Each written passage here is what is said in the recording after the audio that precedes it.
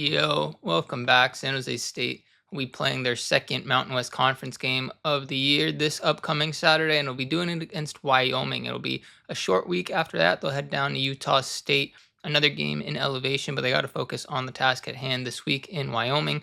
They started the year 2-0, winning both of the games that they probably should have this year against Akron and Northern Iowa.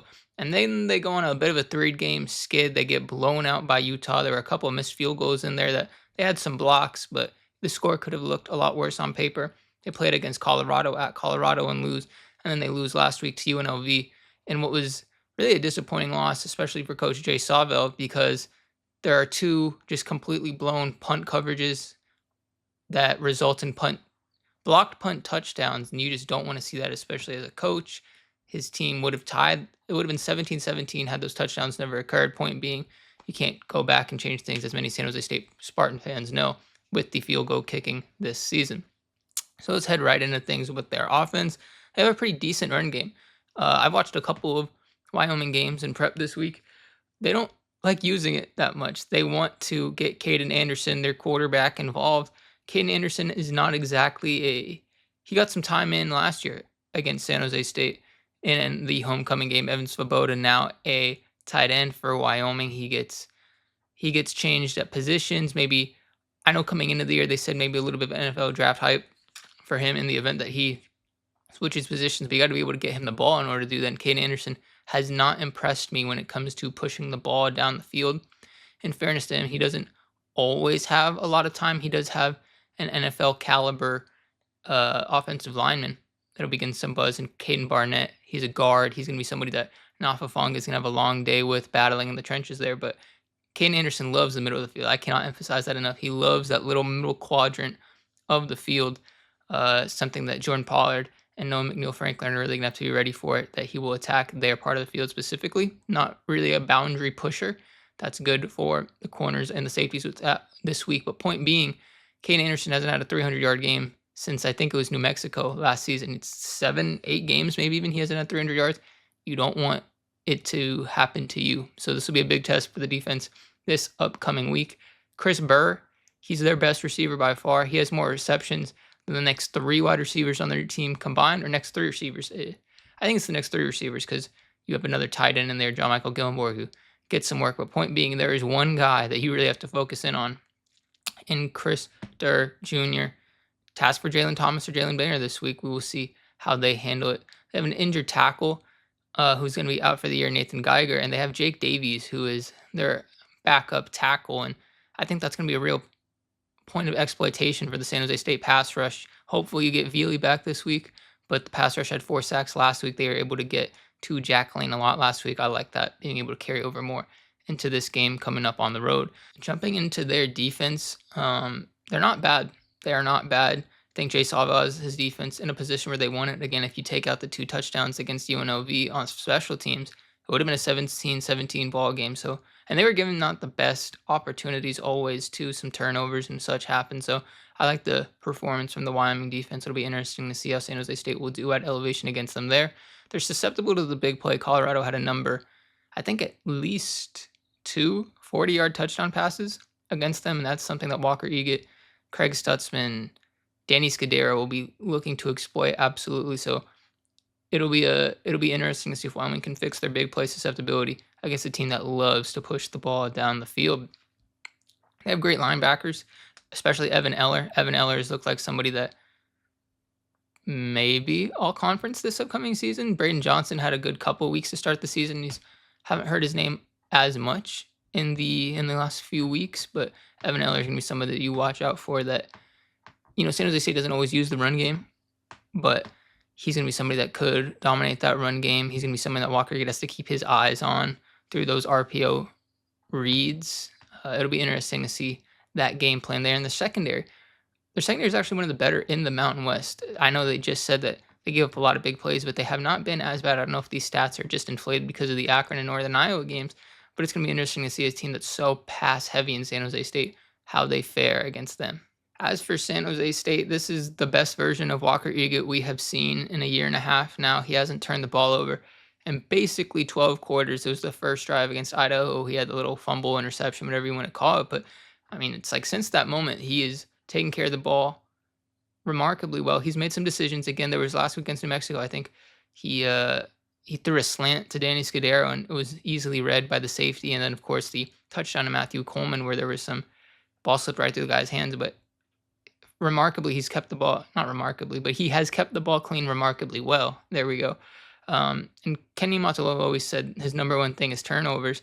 And if we can keep a turnover free game, we're going to be somebody that can dominate. And that sounds so simple, but when you watch how they played last week, the performance they were able to give up against Stanford offensively, I mean, this really is a team. If you can handle the football, they should not have many problems offensively. O-line is going against one of the worst pass rushing units in Wyoming. They have not been able to generate that much pressure. So a team that I was very fearful of last week against New Mexico because of their daunted pass rush should be a lighter week for them, but still obviously not a week you take off. It'll be interesting to see how they handle this pass rush. You got to assume that the receivers are going to have another big game. I don't gamble like that. I know I've put out the big betting lines because I think it's interesting to see how the national media views what the scores are. But you got to imagine another 100-yard game for Danny Scudero, Kyrie Scholes, 5-7 receptions, something in there, and a couple of big plays to Leland Smith potential. We haven't really. Last week we had the one-handed catch, a little bit of curls. We haven't really seen the big play dynamicism on a huge play for Leland Smith yet. So I'm waiting for that potentially in this game. The D-line last week got a lot of great pressure going against New Mexico. You got to expect that carries over against Wyoming. And again, with their missing a starting tackle and Davies is still trying to get accustomed to the style play Wyoming has, it'll be interesting to see if Veely does not play, it'll be interesting to see who comes up big for San Jose State. There, Itu Finau, he had a sack last week. I think he got injured towards the end of the game. It'll be interesting to see the injury report come out tomorrow. So who will step up on that defensive line and go and get those pressures? Jalen Boehner and Walker Egan, I guess I should also mention, yes, reigning Mountain West Players of the Week, defense and offense. Got to continue that performance this week for the secondary.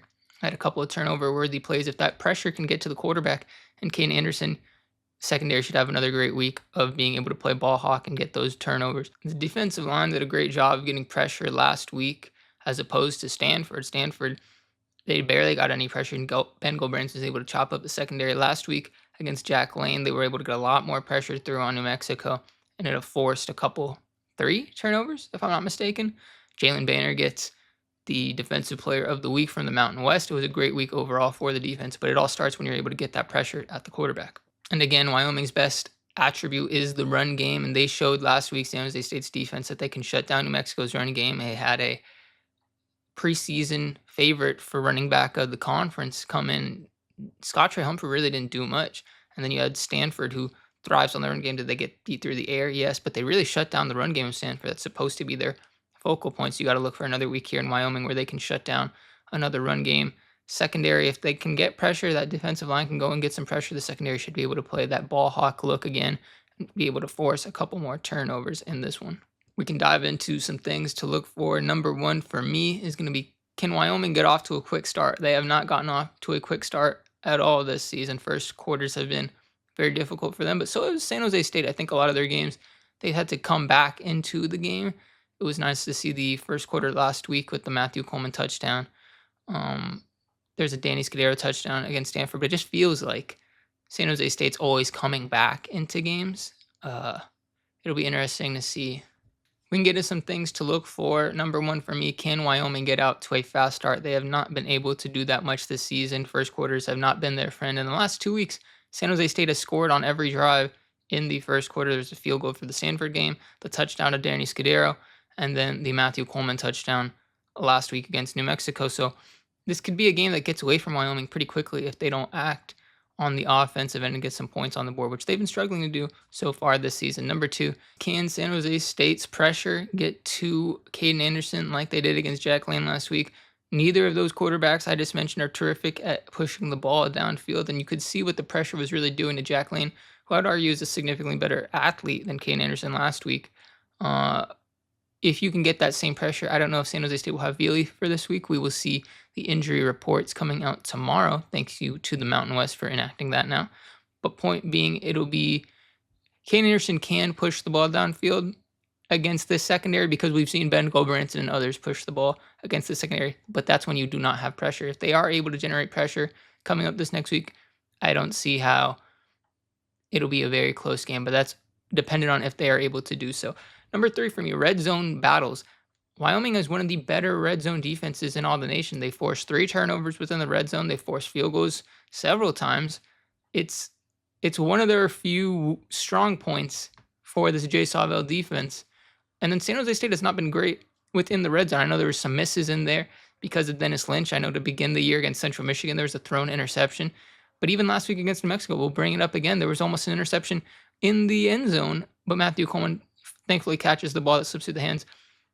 It's a game where you have the explosive plays that Colorado showed you can get in the secondary, but you have to be very careful managing the ball. Again, Walker's been great limiting the turnovers these past couple weeks, but you have to be able to get these points in the red zone, and turning the ball over is not going to be something that you want to see in these moments.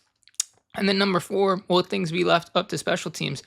If you don't score in the red zone, then things will be left up to special teams. So these number 3 and 4 kind of go hand in hand with each other, because last week Matthias Brown was supposed to be the kicker. We didn't even see Matthias Brown out there other than PATs, because there was no need for field goals in that game.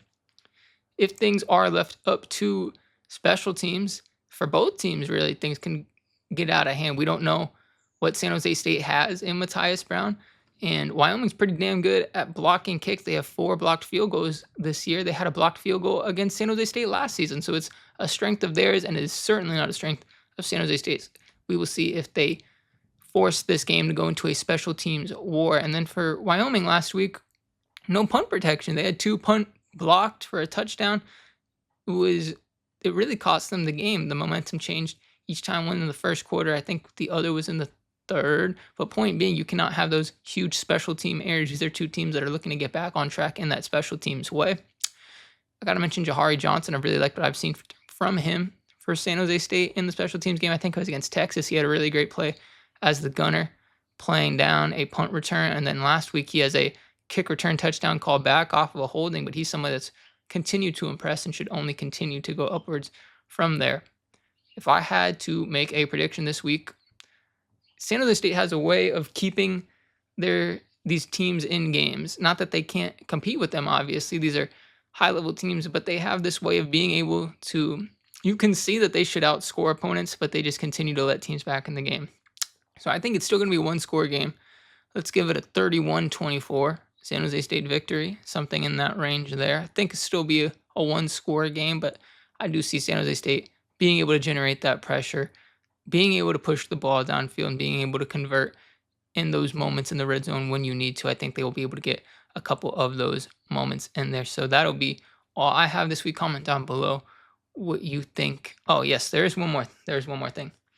Floyd Chalk will no longer be a member of the San Jose State Spartans for the remainder of the season. He is committed to the red shirt now. He will be transferring out at the end of the season, with Jabari Bates now out for the end of the season as well with a lower body injury. Not exactly sure the specifics, but a lower body injury. Your running back room has no upperclassmen in it. There is sophomore Lamar Radcliffe. There is Juju Teu, a sophomore, who was going to continue to get work, but he got it looks like a concussion, a head injury of some sorts, and had to be taken out of the game. The legend of Steve Chavez Soto, the freshman, was able to rise. There is Sir Autry that's in there as well in that room. So those are your 4 running backs for San Jose State that they're going to be the guys for the remainder of the season. Niumatalolo was saying at the press conference yesterday that Sir Autry was somebody they wanted to give looks as well, just to not happen this past week. But I don't think it's a huge deal, especially because Lamar Radcliffe, first snap of the season, he was the starting running back for this team. So I don't think it's necessarily a huge loss, especially considering Steve Chavez Soto, how he performed last week. Does it hurt to not have Jabari Bates? Absolutely. Does it hurt to not have Floyd Chalk? Absolutely. But I think the bigger loss really was Jabari Bates because of how explosive and dynamic he made this offense through the run game. It just so happens you lose both of your starting running backs. Is your depth a lot more shallow now? Absolutely. But I think that the core of these running backs that they still have and the different things that they're able to do should be enough for them to not fret about anything for the rest of the year. And of course, unless more injuries happen, then you have, if one more running back happens or one more running back gets injured this season, you're down to 3 on the entire roster. So it'll be interesting to see how things go. Danny Scudero, maybe he gets some end arounds or plays at running back. You never know, but you got to hope the depth stays for these teams to continue to be competitive for the remainder of the season. But now that is all I have. Thank you for watching. Comment down below how you think this game is going to go in Laramie this week. Thank you for watching.